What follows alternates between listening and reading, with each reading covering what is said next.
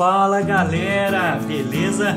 É um prazer ter você aqui comigo, meu nome é Wesley, seja muito bem-vindo. A partir de hoje eu quero começar uma série aqui no meu canal, contando um pouco sobre a minha vida com Deus, algumas coisas que eu aprendi. Vou trazer vários princípios aqui para te ajudar na sua vida com Deus, para que você cresça, para que você amadureça, para que você experimente o melhor de Deus e para que você viva uma vida para Deus. Então, essa série vai se chamar Acertando o Alvo. E o que é acertar o alvo? Acertar o alvo é agradar a Deus, é atingir o objetivo pelo qual Deus criou para que você atinja. É viver com um alvo, é viver com um objetivo. E qual que é o alvo, qual que é o objetivo da nossa vida? Então, nós vamos aprender várias coisas aqui neste canal e nós vamos entender que acertar o alvo é viver para a glória de Deus, é fazer a vontade dele, é obedecê-lo. Portanto, quando a gente erra o alvo, a gente está pecando. Cometer pecado é errar o alvo, e errar o alvo é desobedecer a Deus, é fazer aquilo que Deus não nos mandou fazer, é realmente desagradar a Deus, ofendendo a Ele. Então, eu quero que você preste atenção, vai ser um bate-papo, uma conversa. Inclusive, eu quero depois saber você achou desse vídeo, quais são suas impressões, quais são as suas dificuldades. Se você puder deixar os comentários aí e assim que eu puder eu vou te responder, no que eu puder te ajudar, eu estou aqui, ok? Então, nesse primeiro vídeo eu quero falar como que a gente se volta para Deus, como se voltar para Deus. O que a gente deve entender, o que nós devemos fazer para que a nossa vida seja acertando o alvo, seja agradando a Deus, seja atingindo o objetivo que Ele tem para mim e para você. Galera, então precisamos entender que um dia nós fomos salvos por Deus. Estávamos lá na nossa vida normal, vivendo para os nossos sonhos, para os nossos prazeres, fazendo as nossas coisas, vivendo em pecado. A gente não tinha vontade de falar com Deus, de buscar a Deus, de orar, de ler a Bíblia. E certa vez, quando nós ouvimos a pregação do Evangelho, Deus nos convenceu. Nos convenceu que somos pecadores e precisamos de um Salvador, e esse Salvador é Jesus Cristo. A Bíblia diz que se alguém está em Cristo, é nova criatura. As coisas velhas já passaram, eis que tudo se fez novo. Tudo se fez novo na minha vida e na sua vida quando a gente teve um encontro com Cristo.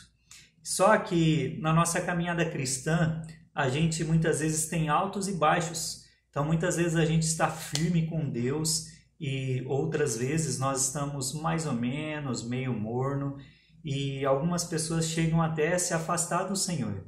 Mas Deus, Ele nos chama em sua palavra para nos voltarmos para Ele todos os dias. Seja você que esteja firme com Deus, seja que você que esteja um pouco fraco na fé, ou você que já não está mais nos caminhos de Deus, assim, você realmente está longe de Deus, muito longe.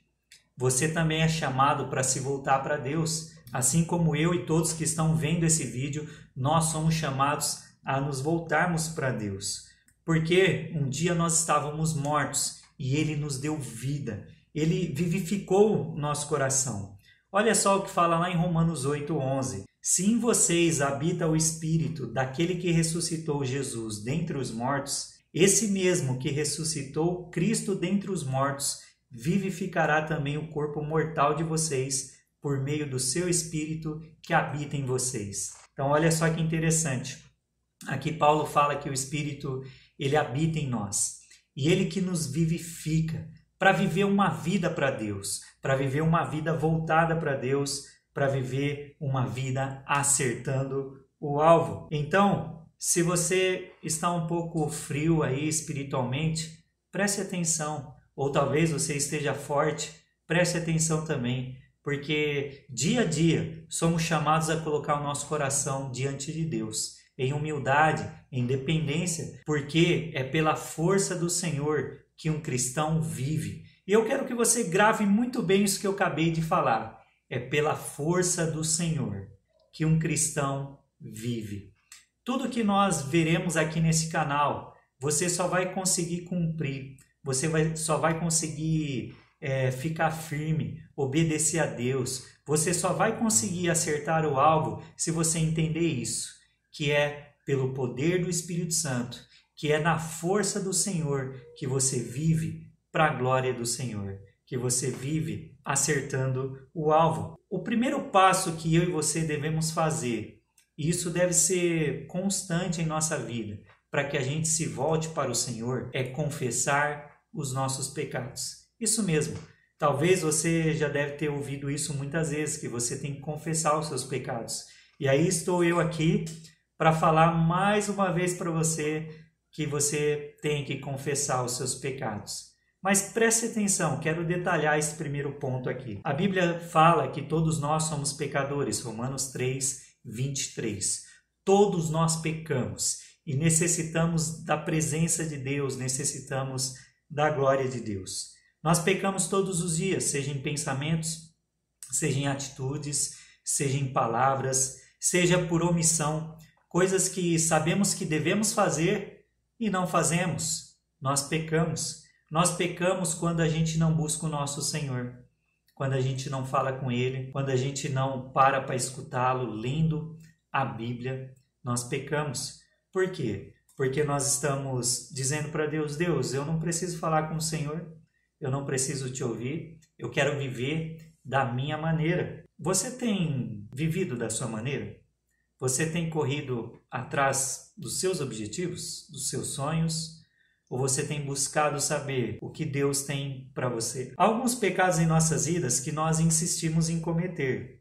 Então, certa vez, um grande amigo meu chamado Tiago, ele me ensinou que nós temos pecados de estimação. Sabe o seu gatinho aí que você tem na sua casa, o papagaio, o seu cachorrinho que você ama tanto? Esse seu bichinho de estimação que você cuida dele, que você dá carinho, que você dá alimento, leva ele no veterinário, se preocupa com ele, brinca, se diverte, chora. Esse é o seu bichinho de estimação. E em todo tempo você tem alimentado ele. Todos os dias você o alimenta, você dá carinho, você cuida. Assim é o pecado de estimação na nossa vida. Então muitas vezes nós temos um pecado de estimação que a gente alimenta esse pecado, a gente dá carinho para esse pecado, a gente cuida dele de uma maneira assim tão especial. E aí, quando a gente faz isso, a gente não consegue se libertar do pecado. Não consegue. E aí a gente coloca a culpa em todo mundo. Coloca a culpa nos outros, coloca a culpa nas circunstâncias, no mundo em que vivemos,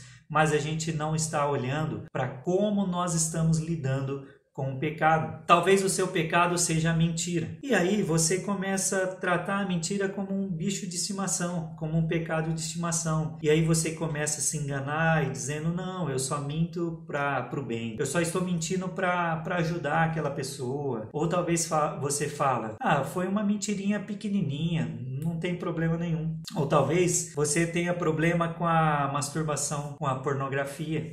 E aí você diz para você, não, é normal isso, todo mundo vê, todo mundo faz, eu também, eu faço, eu vejo, é normal. E aí você começa a alimentar isso na sua vida. Se você tem problema com essa área e você fica vendo fotos em redes sociais, entrando em alguns sites ou vendo algumas cenas de filme, você está se alimentando. E aí você não vai resistir, você vai cair, você vai continuar cometendo sempre os mesmos pecados.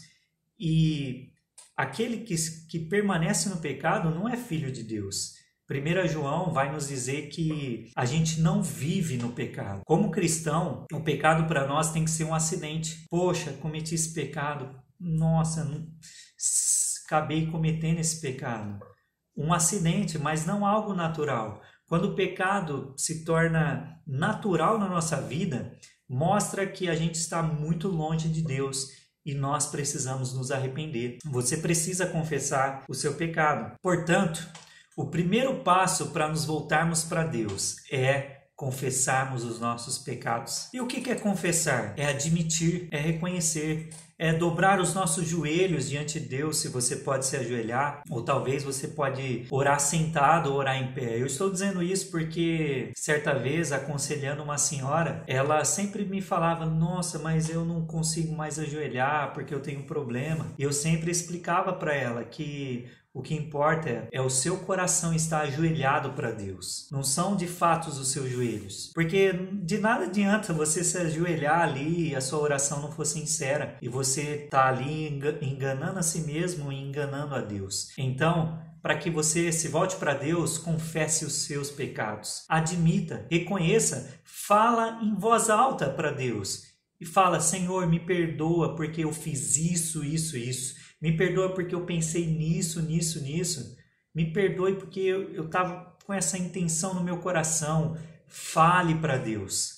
Certa vez uma pessoa, ela me falou que ela não falava em voz alta os seus pecados a Deus, porque uma vez ela aprendeu, se ela falar em voz alta, o diabo vai ouvir o que ela falou e vai usar contra ela. Não, Deus, ele é soberano, ele quer ouvir você confessando. O diabo já sabe que você tem problema nessa área sem você falar, porque ele é esperto, ele vê para onde você olha, o que você faz, as suas atitudes, ele te observa e ele está aqui nessa terra muito mais tempo do que eu e você junto. Mas nós não devemos temer o diabo, nós devemos temer a Deus. A ele que nós temos que temer. Portanto, fale para Deus, abra sua boca e confesse a Deus seus pecados. Você vai ver que quando você confessar a ele, você vai ser curado. Mas há pecados em nossa vida que são muito difíceis de sair. Muito difícil da gente se libertar de determinados pecados. E aí, o que eu e você temos que fazer? Buscarmos ajuda. Deus, ele nos salvou, ele nos colocou na família dele. Pertencemos ao corpo de Cristo. Por isso, eu e você precisamos buscar ajuda. Precisamos realmente recorrer aos nossos irmãos em Cristo e pedir ajuda. Olha só o que fala lá em Tiago 5,16. Portanto, confessem os seus pecados uns aos outros e orem uns pelos outros, para que vocês sejam curados. Muito pode, por sua eficácia, a súplica do justo. Olha que interessante. Há pecados na nossa vida que só serão curados, só serão vencidos se nós confessarmos uns aos outros. Isso é muito interessante, porque quando a gente confessa o nosso pecado ao nosso irmão, a gente expõe o nosso coração, a gente revela aquilo que talvez só eu e Deus sabia, e a gente revela ao nosso irmão para que aquele nosso irmão nos ajude em oração, nos ajude com conselho e nos ajude a nos levantar, a nos voltarmos para Deus. Portanto, há pecados em sua vida que você não vai adiantar só confessar ele para Deus. Você, para ser curado, vai precisar confessar esse pecado ao seu irmão, para que ele, juntamente com você, clame a Deus por perdão, por libertação. Em relação ao pecado, se eu e você mantivermos o pecado escondidos em nossas vidas, isso vai causar dor, vai causar sofrimento. Não queira isso para a sua vida, pois Deus não quer. E você também não deve querer. A Bíblia fala lá em Salmo 32, do 3 ao 5, a experiência de Davi. Davi, ele diz o seguinte: enquanto calei os meus pecados, envelheceram os meus ossos pelos meus constantes gemidos todo dia. Porque a tua mão pesava dia e noite sobre mim, e o meu vigor secou como no calor do verão. Confessei-te o meu pecado e a minha iniquidade não mais ocultei. Eu disse: confessarei ao Senhor as minhas transgressões, e tu perdoaste a iniquidade do meu pecado. Aqui Davi fala que enquanto ele calou os seus pecados, ele sentiu dor. Ele sofreu, ele cometeu um pecado contra Deus, manteve escondido e aquilo trouxe sofrimento para o seu próprio corpo. Às vezes isso vai acontecer comigo, às vezes isso vai acontecer com você.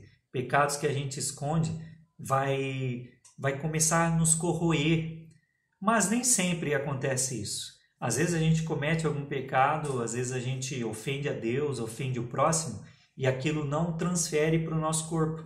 Mas há muitas ocasiões, como Davi, por a gente esconder pecados em nossos corações, que isso vai se transformar em uma síndrome do pânico, talvez em uma ansiedade, uma depressão, talvez uma dor na coluna, talvez uma doença mais grave. Então, a sua preocupação em relação ao pecado não deve ser se você vai sentir dor, se você vai ficar doente. Mas a sua preocupação em relação ao pecado é porque todo pecado nos separa de Deus. Seja um pecado grande ou um pecado pequeno. Seja um pecado horroroso ou um pecado natural, que é aceito na sociedade, né? Qualquer tipo desses pecados vai nos afastar de Deus. o pecado causa uma grande, enorme separação entre nós e nosso Deus. Olha só o que fala lá em Isaías 59, 1 e 2. Eis que a mão do Senhor não está encolhida para que não possa salvar, e o seu ouvido não está surdo para não poder ouvir. Mas as iniquidades de vocês fazem separação entre vocês e o seu Deus. A iniquidade de vocês. Os pecados que vocês cometem o levam a esconder o seu rosto de vocês, para não ouvir os seus pedidos. Aqui o profeta Isaías fala que o que nos separa de Deus, o que faz com que Deus, entre aspas aqui, fique surdo, não possa nos ouvir, ou não possa nos atender com a sua mão, porque sua mão está encolhida para nos salvar. Na verdade, o que causa tudo isso é o nosso pecado. É porque a gente peca contra Deus e a gente não quer confessar. Isso causa uma grande, enorme separação entre nós e o nosso Deus. Foi assim no começo da humanidade, quando Adão pecou. O pecado entrou no mundo, a morte entrou no mundo.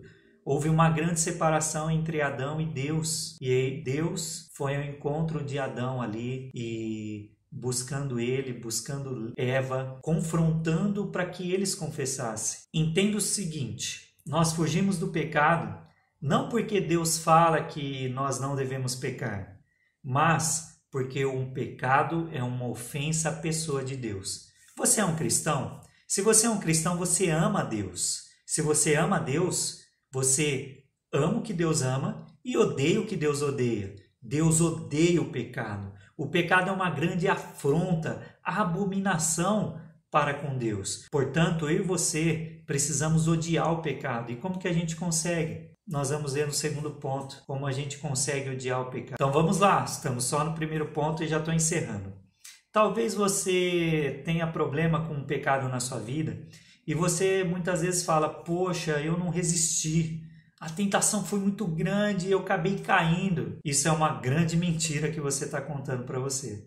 Porque você pode resistir. Se você é filho de Deus, você tem o Espírito Santo que habita em você. E ele te dá forças para você resistir ao pecado. E como diz as Escrituras, jamais Deus permitiu que uma tentação fosse mais do que a gente possa suportar. E ele ainda provê o escape para que a gente resista à tentação. O problema é que a gente não resiste. O problema é que a gente quer pecar. O problema é que a gente não quer andar em santidade. A gente não luta contra a tentação como Jesus lutou no deserto. Olha só o que fala lá em Hebreus 12, do 13 ao 6. Portanto, pensem naquele que suportou tamanha oposição dos pecadores contra si mesmo, para que vocês não se cansem nem desanimem. Na luta contra o pecado, vocês ainda não resistiram até o sangue. E vocês se esqueceram da exortação que lhes é dirigida como a filhos. Filho meu, não despreze a correção que vem do Senhor, nem desanime quando você é repreendido por ele, porque o Senhor corrige a quem ama e castiga todo filho a quem aceita. O que eu acho muito interessante aqui nesse texto é que o escritor de Hebreus, ele fala para a gente olhar para Jesus. Jesus, ele suportou tamanha oposição dos pecadores contra si mesmo, para que a gente não se canse nem desanime. Jesus naquela cruz, ele carregou os nossos pecados. Ele suportou todo o peso do pecado de milhões e milhares de pessoas, de todos os filhos de Deus. Ele carregou ali naquela cruz os pecados. O escritor de Hebreus, sabiamente, inspirado pelo Espírito Santo, ele fala, toda vez que você estiver diante de uma tentação, lembre do que Cristo padeceu. Lembre do que ele sofreu por você. Lembre da oposição que ele suportou, para que você não se desanime diante da tentação, para que você não se canse na luta contra o pecado. E aí no versículo 4 ele fala, na luta contra o pecado, vocês ainda não resistiram até o sangue. Olha que forte isso. Você nem sangrou, nem lutou e já está desistindo. Então não desista da santidade, confesse os seus pecados. Busque a Deus com todo o seu coração. Esse é o primeiro passo para que eu e você possamos nos voltar para Deus. E lembre do que eu falei logo no começo. A gente precisa do próprio Deus para conseguir confessar os nossos pecados. A gente precisa pedir: Senhor, por favor, eu não estou conseguindo, me ajuda. E aí você vai e busca ajuda em um irmão e uma irmã para que você se livre desse pecado. Então, galera, é isso aí. Esse é o primeiro ponto, que a gente tem que confessar os nossos pecados. O segundo ponto que eu quero dizer para vocês é que, para que a gente se volte para Deus, nós precisamos ter uma vida devocional. E o que é uma vida devocional? É uma vida voltada para Deus, uma vida devota a Deus. Se você pensa que vida devocional, uma vida voltada para Deus, é só orar e ler a Bíblia, você está completamente enganado. Quero mostrar para você aqui, biblicamente, de que uma vida devota para Deus é muito mais do que orar e ler a Bíblia. É necessário isso em nossa vida, eu vou falar aqui também, mas é muito mais que isso. É uma vida totalmente dedicada para Deus. Olha só, lá em Colossenses 3, 23 e 24, o que diz: tudo o que fizerem, façam de todo o coração, como para o Senhor, e não para as pessoas, sabendo que receberão do Senhor a recompensa da herança. É a Cristo o Senhor que vocês estão servindo.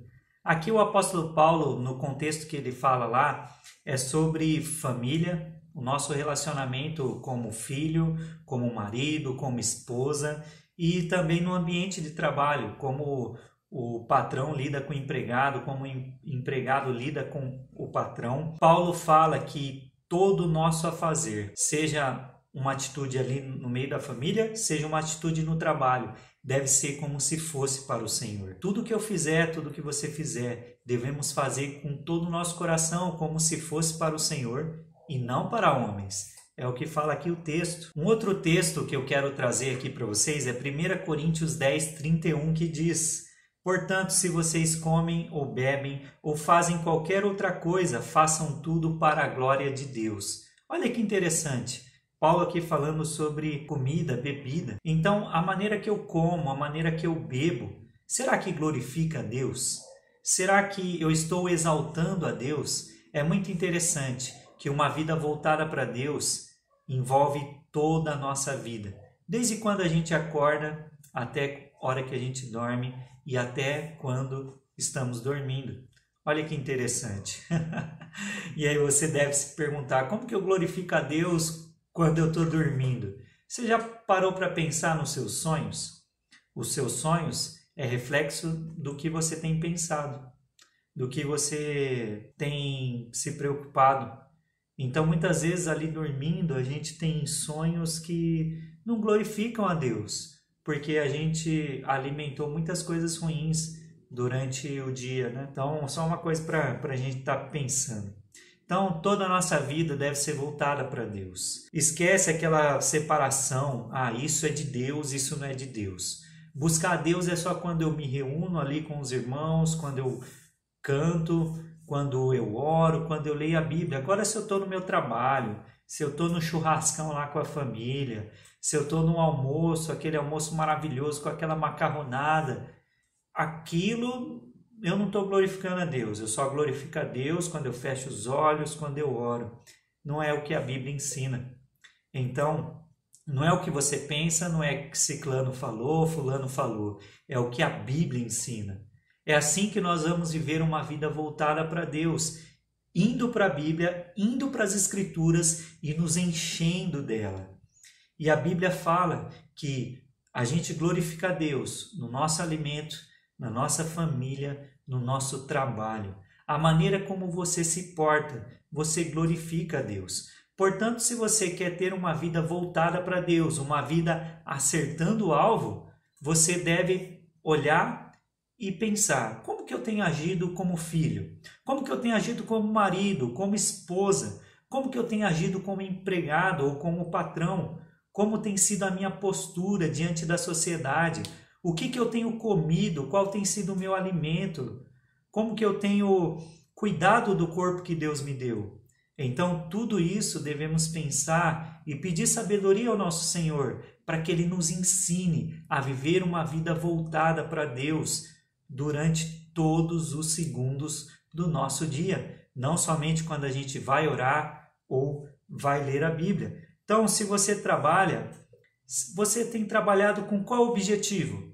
Será que você trabalha só para ter dinheiro? E aí, o objetivo de você trabalhar é ganhar dinheiro, cada vez mais dinheiro.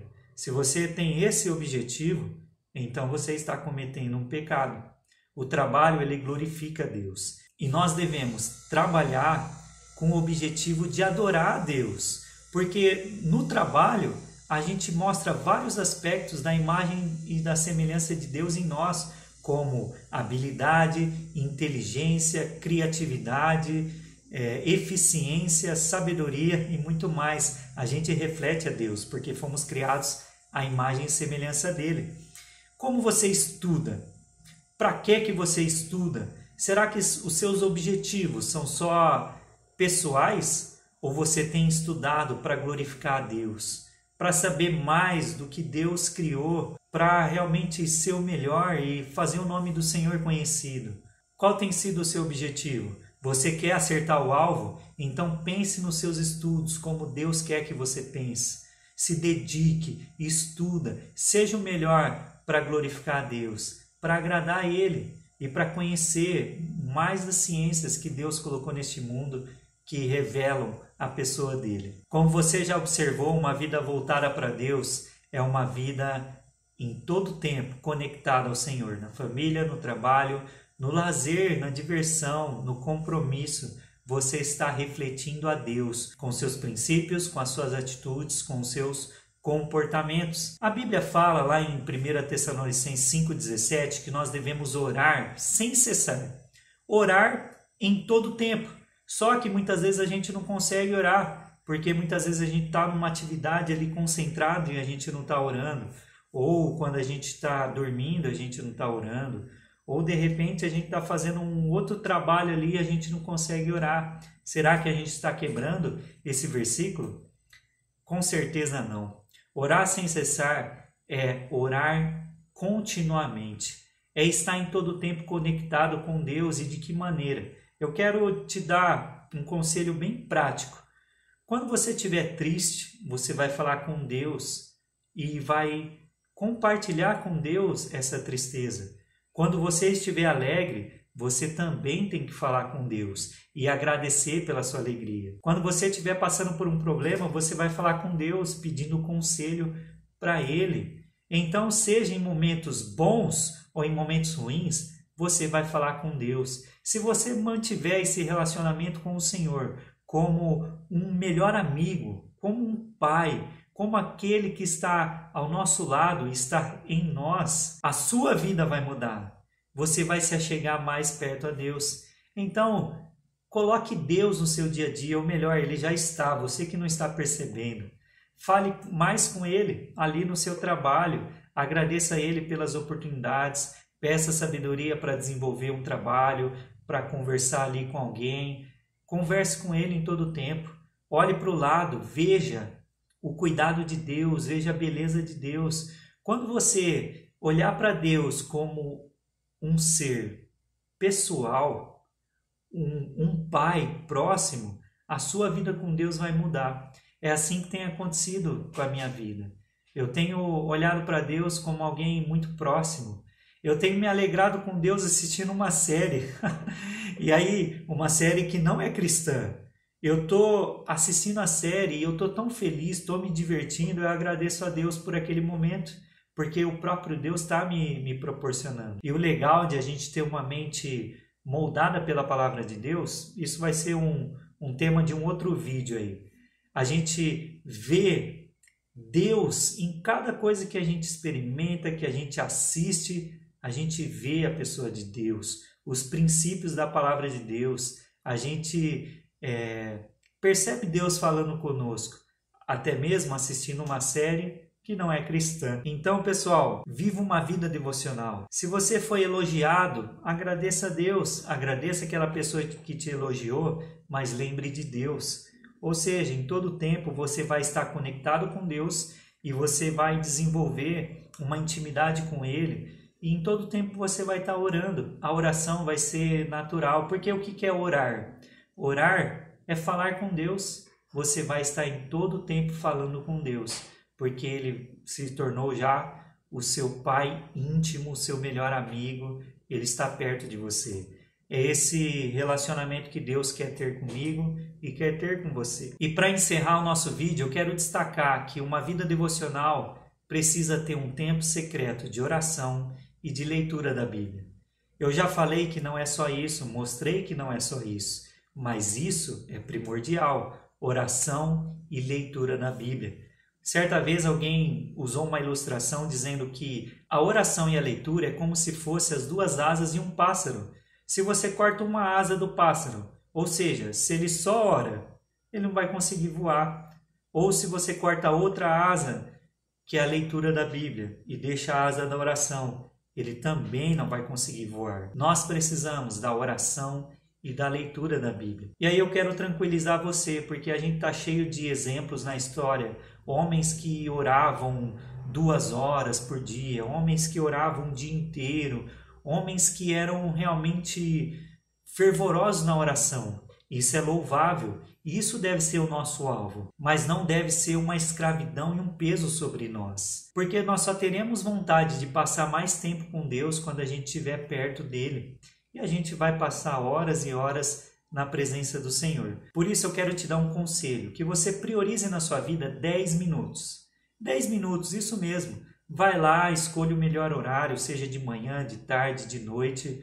A oração da madrugada não é melhor do que a oração da tarde, então esquece isso. Isso não está na Bíblia. O que importa é você falar com Deus com todo o seu coração, com o coração arrependido, com o coração voltado para o Senhor. Então você vai escolher 10 minutos para falar com Deus, e nesses 10 minutos você vai se concentrar em confessar seus pecados, em adorar a Deus, em agradecer ao Senhor, em fazer seus pedidos e em ter um tempo ali de você ler a palavra.